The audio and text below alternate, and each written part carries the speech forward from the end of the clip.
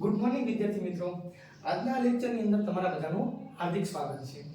આપણે આજે આ બંધારણના લેક્ચરની અંદર જે અતિ મહત્વના જે અનુચ્છેદ છે એના વિશે અભ્યાસ કરીશું.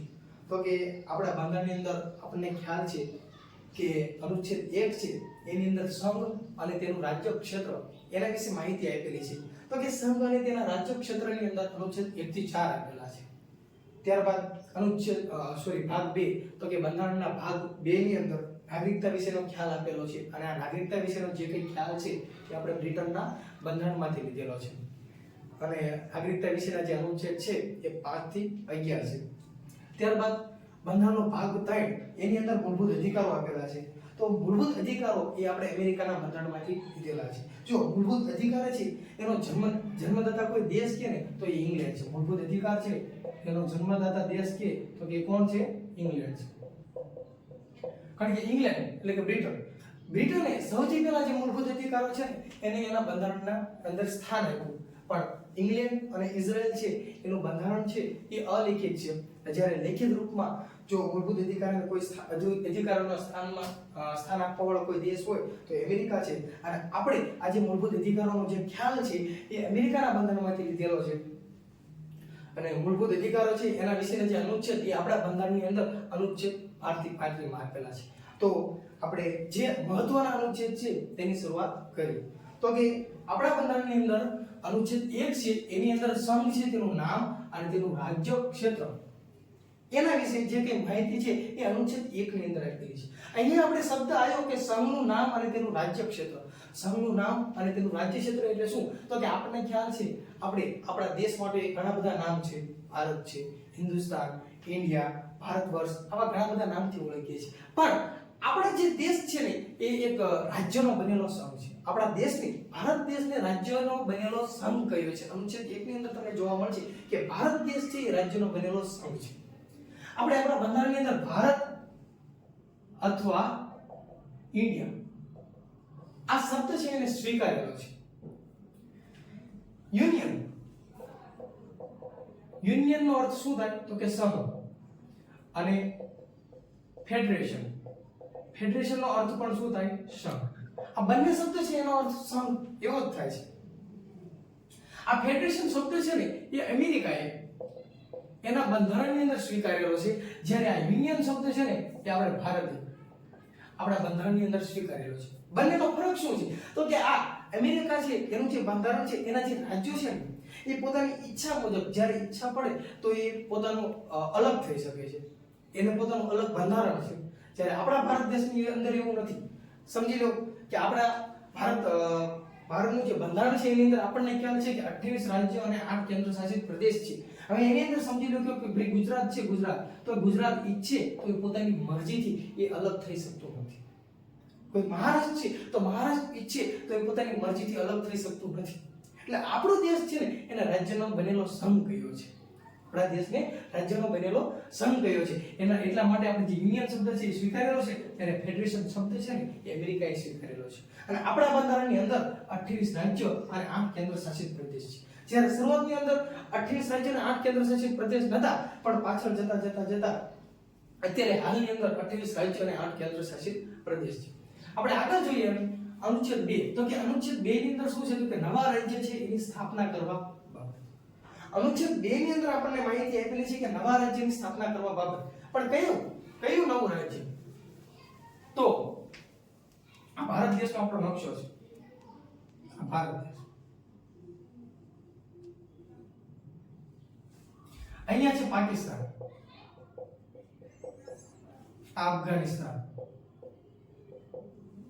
હવે આ ભારત દેશનો નકશો છે એની અંદર આ પાકિસ્તાન છે એનો શું કાલે આપણે પાકિસ્તાન ઉપર વિજય પ્રાપ્ત કરી લઈએ અને આ પાકિસ્તાન છે એનો ભારતની અંદર સમાવેશ કરી લેવાનો થાય. આ પાકિસ્તાન છે એનો ભારત દેશની અંદર સમાવેશ કરી લેવાનો થાય એટલે કે જો આપણા ભારત દેશનો વિસ્તાર વધી ગયો. પાકિસ્તાન છે એ ભારતની અંદર આવી ગયો એટલે કે નવા રાજ્યનું સર્જન થયું. હવે પાકિસ્તાન તો મોટો એક દેશ છે પણ છે તો આપણા ગુજરાત જેવો. એટલે સમજી લો હવે પાકિસ્તાન છે એનો ભારતની અંદર સમાવેશ થઈ ગયો તો આપણા દેશની અંદર હાલમાં 28 રાજ્યો અને 8 કેન્દ્ર શાસિત પ્રદેશ છે. હવે આમાં વધારો છે, એક રાજ્યમાં પ્લસ છે એટલે 29 રાજ્ય થઈ.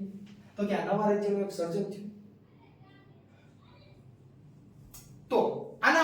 પ્રક્રિયા થાય છે એ કોઈ રાજ્ય નથી કરતું, એના માટે જે કંઈ પ્રક્રિયા થાય છે સંસદ કરે છે. આ જે બધી પ્રક્રિયા છે સંસદ કરે છે. એટલે આ પ્રકારે નવા રાજ્યનું સર્જન કરવું હોય તો એના માટે અનુચ્છેદ 2 લાગુ પડે છે. પણ યાદ રાખજો, અનુચ્છેદ 2 નવા રાજ્યનું સર્જન એટલે શું? તો કે બહારનું કોઈ રાજ્ય છે એ તમે પ્રાપ્ત કરો. બીજું તમને ઉદાહરણ આપું, દાખલા તરીકે અહીંયા ચીન છે. આ ચીન, કાલે હવારે ચીન સામે આપણે લડાઈ કરીએ અને ચીન પર પણ આપણે વિજય પ્રાપ્ત કરી લઈએ તો ચીન છે એમાં ભારત દેશની અંદર સમાવેશ કરી લેવાનો છે. તો એ સંસદ કરશે. એના માટે કોઈ રાજ્ય તો કરશે નહીં. દાખલા તરીકે ગુજરાતના ભૂપેન્દ્ર પટેલ છે તો એ તો કઈ કરશે નહીં. સંસદ છે, સંસદ પોતાની પ્રક્રિયા પ્રોસેસ કરી અને આ ચીન છે એનો ભારત દેશની અંદર સમાવેશ કરી લે તો એક નવું રાજ્યમાં વધારો થશે. અત્યારે લગી 28 હતા અને એકનો વધારો થયો તો ત્યાં 29 થઈ ગયા. સમજી લો, 28 હતા, પાકિસ્તાનનો સમાવેશ કર્યો એટલે 29 થયા. અને આ 29 હતા હવે પાછો ચીનનો સમાવેશ કર્યો તો કે 30 થયા. સમજાય છે મારી વાત? 28 હતા, પાકિસ્તાનનો સમાવેશ કર્યો એટલે 29 રાજ્ય થઈ ગયા અને એના પછી 29 પ્લસ એક ચીનમાં વિજય પ્રાપ્ત કર્યો તો કે 30 રાજ્ય થઈ ગયા. તો આ જે કે વધારો થયો બહારના જે નવા રાજ્યનું સર્જન કરવાનું થાય એ અનુચ્છેદ 2 અંતર્ગત થાય છે. આગળ હવે અનુચ્છેદ 3 આવે છે. તો કે અનુચ્છેદ 3 એ પણ એક નવા રાજ્યનું સર્જન માટે છે. નવા રાજ્ય છે એનું સર્જન કરવું, કોઈ રાજ્ય છે એનું નામમાં પરિવર્તન કરવું, કોઈ રાજ્ય છે એનું સ્થાન અને સીમામાં પરિવર્તન કરવું. યાદ રાખજો વિદ્યાર્થી મિત્રો, અનુચ્છેદ 2 અને 3. અનુચ્છેદ 2 શું છે? તો કે બહારના કોઈ રાજ્યને તમારે ભારતમાં જ્યારે સમાવેશ કરવો હોય ને એના વિશે જે કે પ્રક્રિયા કરશે સંસદ કરશે. અનુચ્છેદ 3 છે એ શું છે? તો કે અનુચ્છેદ 3 છે એ જે તમારે સ્થાનમાં ફેરફાર કરવો, સીમામાં ફેરફાર કરવો, નામમાં ફેરફાર કરવો, પણ એ કેમાં? ભારતમાં. આ બીજું ઉદાહરણ, ભારત દેશનો નકશો છે. અહીંયા ગુજરાત છે અને અહીંયા મહારાષ્ટ્ર છે. કાલે અમારે સંસદ એવું ઈચ્છે કે ભાઈ આ મહારાષ્ટ્ર રાજ્ય છે ને આ બંનેની જે સીમા છે, આ મહારાષ્ટ્ર રાજ્ય છે ને એને ક્યાં મેળવી દેવું છે? ગુજરાતની અંદર મેળવી દેવું છે. તો આ મહારાષ્ટ્ર રાજ્ય છે એ મહારાષ્ટ્ર છે એના વિધાનમંડળને પૂછશે કે ભાઈ અમારો એવો વિચાર છે આ મહારાષ્ટ્ર છે એને ગુજરાતની અંદર મેળવી દેવાનું છે, તમારો શું ખ્યાલ છે? તો મહારાષ્ટ્રનું જે વિધાનમંડળ છે એ ના કરે. છતાં પણ જે સંસદ છે એ મહારાષ્ટ્ર જો નક્કી કરે કે ભાઈ અમારે મહારાષ્ટ્રને ગુજરાતની અંદર ભેળવી દેવું છે તો ભેળવશે. તો તમને પ્રશ્ન થાય તો પૂછવાનું કારણ શું સારું લાગે એટલે તો કે આ સારું લાગે. પૂછવાનું કારણ શું સારું લાગે એટલે તો કે આ સારું લાગે એટલે. તો જો અહીંયા આ ગુજરાત હવે સંસદે નક્કી કર્યું કે મહારાષ્ટ્રને ગુજરાતની અંદર ભેળવી દેવું છે. તો મેં અહીંયા તમને વાત કરી કે અનુચ્છેદ 3 છે ને તો એમાં સીમામાં વધારો અથવા તો ઘટાડો. હવે ગુજરાતની સીમા અત્યાર સુધી આટલી હતી, હવે આ મહારાષ્ટ્રની સીમા આટલી છે. હવે આ મહારાષ્ટ્રને ગુજરાતની અંદર ભેળવી દેવું છે તો આ જો સીમામાં વધારો થઈ ગયો, ગુજરાતની સીમા આટલી થઈ ગઈ. તો જ્યારે સીમામાં વધારો કે ઘટાડો કરવો હોય પણ કેમ? જ્યારે ભારત દેશનું કોઈ રાજ્ય હોય એની સીમા કે વધારો ઘટાડો કરવો હોય તો અનુચ્છેદ 3 લાગે. અને અનુચ્છેદ 2 ક્યારે લાગે? તો કે બહારનું કોઈ રાજ્ય છે ને તમે ભારતમાં જ્યારે લાગુ કરો, ભારતમાં સમાવેશ કરો તો અનુચ્છેદ 2. હવે સમજી લો, અહીંયા પાછું હજુ એક શબ્દ છે નામ.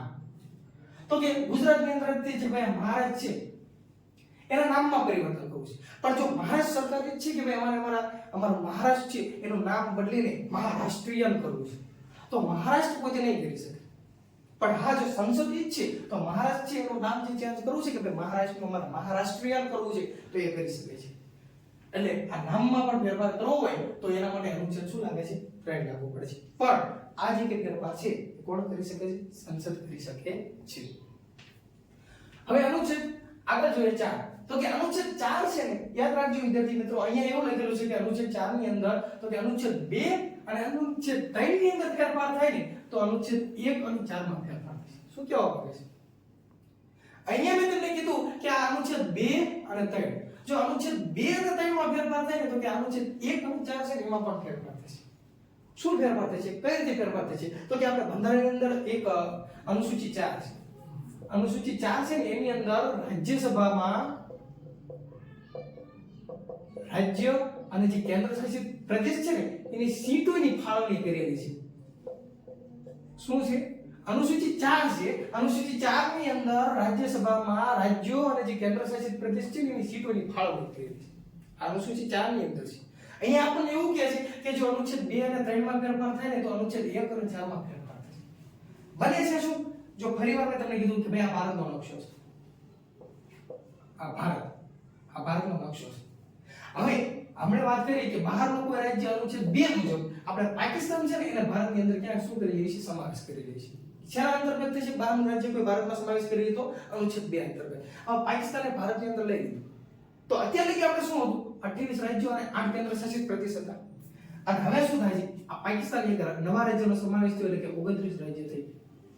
તો આ અનુચ્છેદ 1 છે ને આપણો અનુચ્છેદ 1 એની અંદર શું છે તો કે આ રાજ્યો અને કેન્દ્ર શાસિત પ્રદેશ જે કઈ છે એના નામની યાદી આપેલી છે. તો કે એમાં જે 28 હતા તો કે હવે પાકિસ્તાન નામનું એક રાજ્યનો સમાવેશ થયો કે નહીં? હવે રાજ્યો કેટલા થઈ ગયા? 29 થઈ ગયા. તો એમાં તો એનો ઉમેરો કરવો પડશે. એનું નામ જે આપેલા છે એનો ઉમેરો તો કરવો જ પડે. ત્યારબાદ અનુચ્છેદ 3 શું કહે છે તો કે અનુચ્છેદ 4 ની અંદર આપણે જોયું કે 2 અને 3 માં ફેરફાર થાય તો કે 4 માં પણ ફેરફાર થશે. હવે 4 માં કઈ રીતે ફેરફાર થશે તો કે અનુચ્છેદ 4 છે એની અંદર રાજ્યસભામાં રાજ્યો અને કેન્દ્ર શાસિત પ્રદેશ છે એની સીટોની શું કરેલું છે? ફાળવણી કરેલી છે. હવે તમે આ પાકિસ્તાન જે રાજ્ય છે, પાકિસ્તાન દેશ છે, એને તમે ભારતની અંદર ભેળવી દીધો. તો ભેળવી દીધો તો કે હવે આ 28 રાજ્ય હતા એના બદલે 29 રાજ્યો થઈ ગયા. તો અનુસૂચિ 4 છે એની અંદર આપણે આપેલું છે કે રાજ્યસભામાં રાજ્યો અને કેન્દ્ર શાસિત પ્રદેશ એની સીટોની ફાળવણી. તો ભાઈ હવે નવું એક રાજ્ય આવ્યું એને આ નવા રાજ્યને એને પણ તમારે સીટોની ફાળવણી તો કરવી પડશે ને. દાખલા તરીકે આપણે જે સંસદ છે, સંસદની અંદર આ લોકસભા અને રાજ્યસભા, તો કે આ રાજ્યસભા એની અંદર જે સીટોની ફાળવણી છે ગુજરાત છે, ગુજરાત એની 11 સીટો છે. તો આ જે નવું હવે રાજ્ય એક અસ્તિત્વમાં આવ્યું પાકિસ્તાન તો એને પણ સીટોની ફાળવણી કરવી પડશે. એવી રીતે આપણે જે અનુચ્છેદ 3 અંતર્ગત આ ગુજરાત અને મહારાષ્ટ્ર જે બે અલગ અલગ રાજ્યો હતા અને મહારાષ્ટ્ર છે અને ગુજરાતમાં ભેળવી દેવાની આપણે વાત કરી.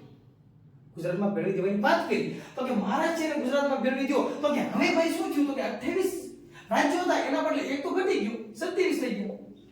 તો રાજ્યમાં ફેરફાર થઈ ગયો. તો હવે અનુચ્છેદ 1 છે એમાં ફેરફાર તો થાય ને. કીધું ને કે અનુચ્છેદ 4 શું છે તો કે 2 માં 3 માં ફેરફાર થાય તો 1 માં 4 માં ફેરફાર થશે. હવે અનુચ્છેદ 3 મુજબ ભાઈ અનુચ્છેદ 3 મુજબ મહારાષ્ટ્ર ગુજરાતમાં ભેળવી દો છો તો 28 રાજ્ય હતા એમાં એક ઘટી ગયું, 27 થઈ ગયા. હવે 27 થઈ ગયા તો રાજ્યમાં ઘટાડો થયો તો એ માહિતી પણ તમારે અનુચ્છેદ 1 માં બતાવી તો પડશે કે ભાઈ રાજ્યો 28 હતા ને 27 થઈ ગયા. અનુસૂચિ 4 છે એની અંદર રાજ્યસભામાં રાજ્યો અને કેન્દ્ર શાસિત પ્રદેશોની સીટોની ફાળવણી કરેલી છે. બરાબર? તો કે હવે 28 રાજ્ય હતા એમાંથી એક ઓછું થઈ ગયું. તો આ મહારાષ્ટ્રની જે સીટો હતી રાજ્યસભામાં જે કે મહારાષ્ટ્રની સીટો હતી એ બાદ કરવી પડશે. અને ગુજરાતની અંદર તો હવે શું થાય છે? સંખ્યા વધી ગઈ, વસ્તી વધી ગઈ તો એ જે મહારાષ્ટ્રની સીટો છે ગુજરાતની અંદર ફાળવવી પડશે. 11 હતી એટલે 11 ને પ્લસ 11 કરી 22 કરે. વિદ્યાર્થી મિત્રો એટલા માટે કહેવાય છે કે અનુચ્છેદ 2 અને 3 માં જો ફેરફાર થશે તો 1 માં 4 માં બંનેમાં ફેરફાર થશે.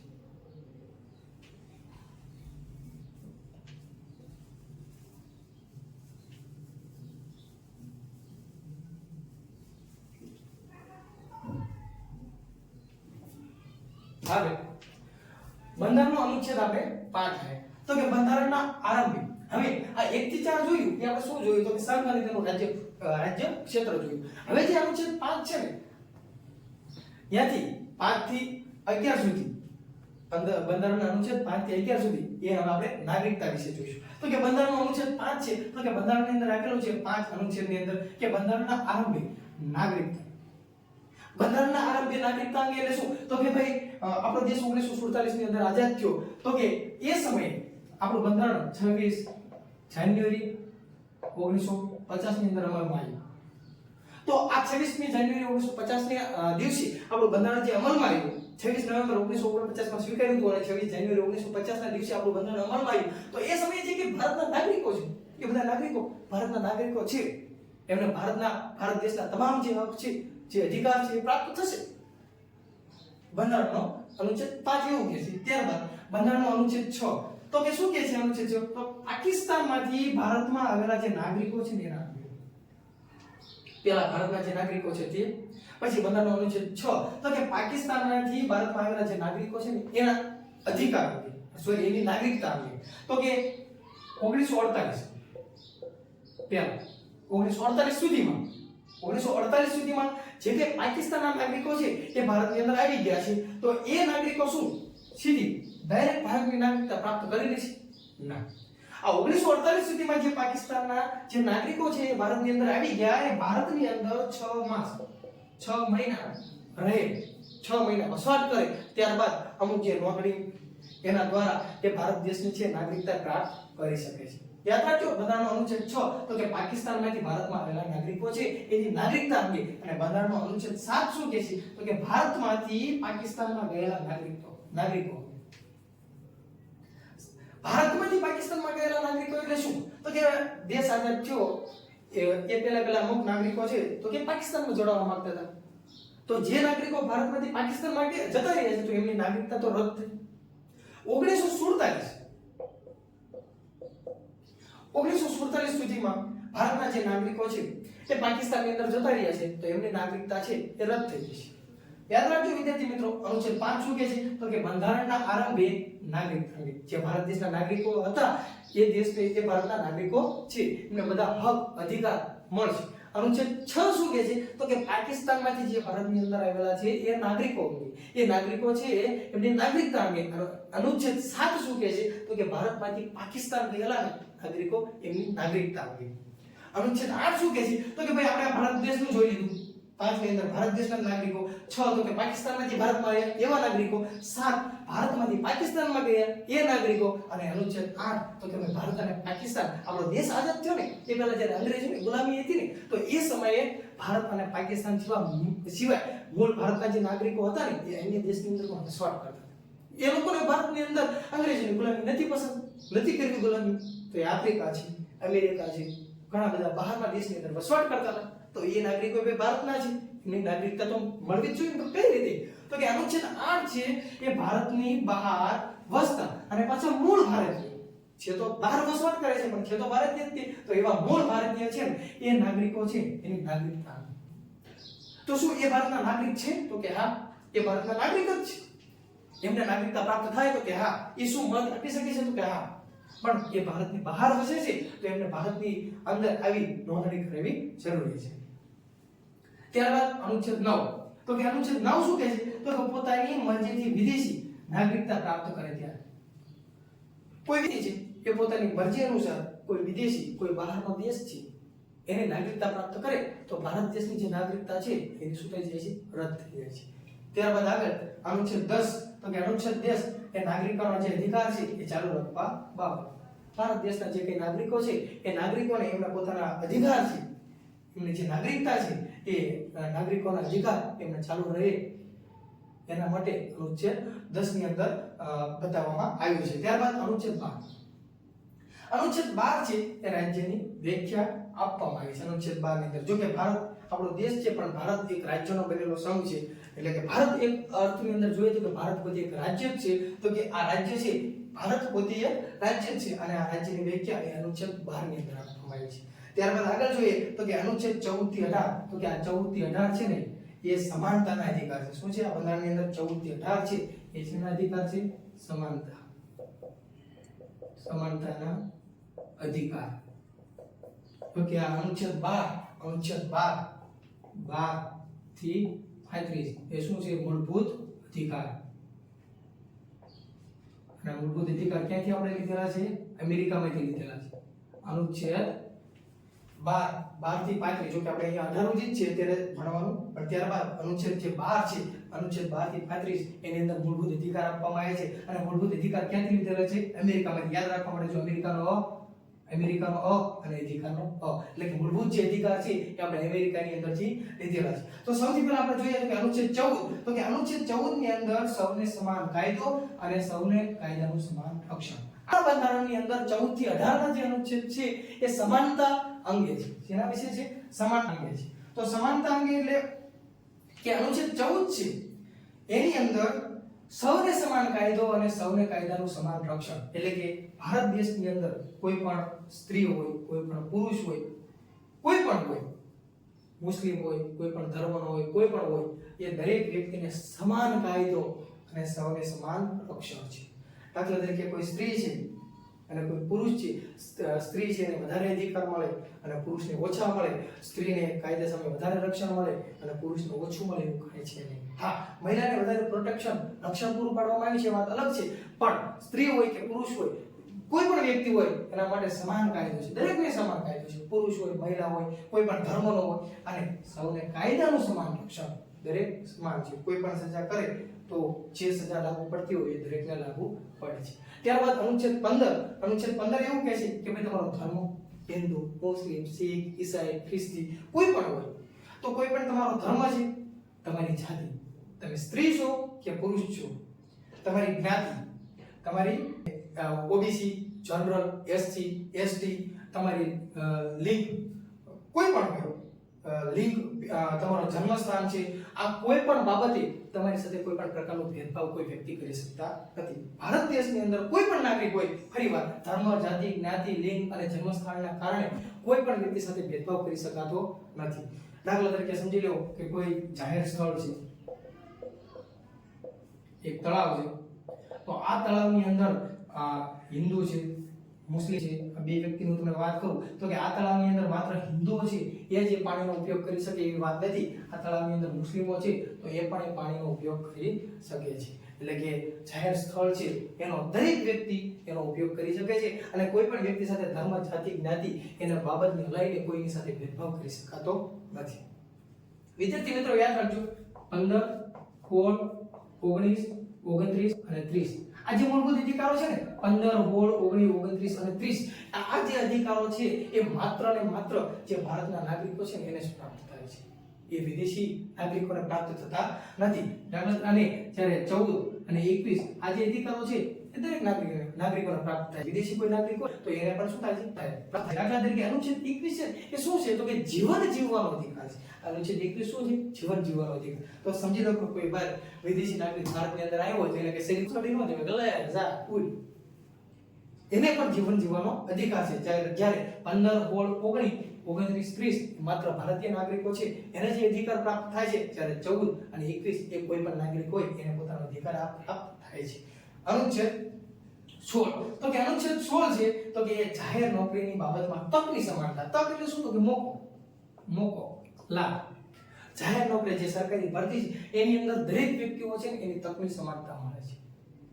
કોઈ ગરીબ વર્ગ ગરીબ રહી જાય અને ધનિક વર્ગ ધનિક રહી જાય એવું ના બને એટલા માટે સરકારે આ જે જાહેર નોકરી છે એની અંદર તકની સમાનતા આપી છે. ધનિક અને ગરીબ રહી જાય એવું ના બનવું જોઈએ એટલા માટે. તો તમને એમ થાય કે અનામત આપેલું છે તો એ ક્યાં તકની સમાનતા? જનરલ લોકો હોય એને ક્યાં લાભ મળ્યો? તો કે એ જાતિની અંદર પોતાની અંદર સામાજિક રીતે આગળ છે અને જ્યારે એસટી ઓબીસી ની સામાજિક રીતે પછાત છે અને એ લોકોને થોડા જીવન ધોરણને સુધારવા માટે એમને આગળ લાવવા માટે એમને શું કરવામાં આવ્યું છે? અનામત આપવામાં આવેલું છે. એટલે કે જાહેર નોકરી છે એની અંદર તકમાં સમાનતા મળેલી છે. પછી આની અંદર આ 16 ની અંદર દાખલા તરીકે કોઈ સગર્ભા વ્યક્તિ છે, મહિલા છે, કોઈ સ્ત્રી છે જે પ્રેગ્નન્ટ છે તો એને જે સરકારી નોકરી હોય એ સમયે એને શું કરવામાં આવે છે? પ્રેગ્નન્ટ હોય તો એ મહિલાને રજા પણ આપવામાં આવે છે. તો એના માટે કોઈ પુરુષ છે ભેદભાવ ન કરી શકે કે અમારે રજા જોઈએ છે, કારણ કે એની વ્યવસ્થા એની જે પરિસ્થિતિ છે એ અલગ છે. એટલા માટે આ અનુચ્છેદ 16 છે એની અંદર જે જાહેર નોકરીઓ છે એની અંદર તકની સમાનતા મળેલી છે. બરાબર. પછી આગળ અનુચ્છેદ 17 તો કે અનુચ્છેદ 17 છે એની અંદર અસ્પૃશ્યતા નાબૂદી વિશેની જે કંઈ માહિતી છે ને એ બંધારણની અનુચ્છેદ 17 ની અંદર આપવામાં આવી છે. અસ્પૃશ્યતા નાબૂદી એટલે શું? એટ્રોસિટી. જે એસસી અને એસટી લોકો સાથે જે ભેદભાવ થઈ રહ્યા એ ભેદભાવ ના થાય, જે એસસી અને એસટી ના લોકો સાથે ભેદભાવ ના થાય એના માટે આ જે અસ્પૃશ્યતા નાબૂદી છે એના માટે બંધારણની અંદર અનુચ્છેદ 17 આપવામાં આવેલા છે. એટલે કે આ નાગરિકોના મૂળભૂત અધિકાર છે. ત્યારબાદ બંધારણનો અનુચ્છેદ